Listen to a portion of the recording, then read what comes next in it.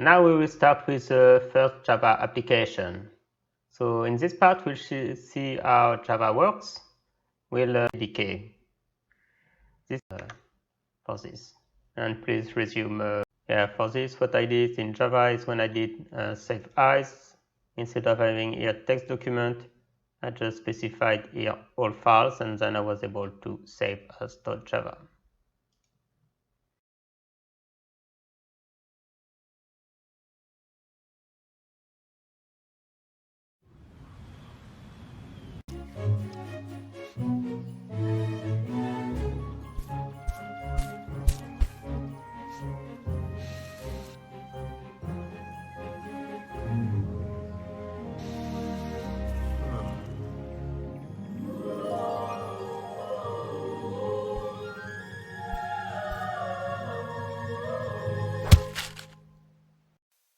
Les Cascodeurs Podcast, épisode 292.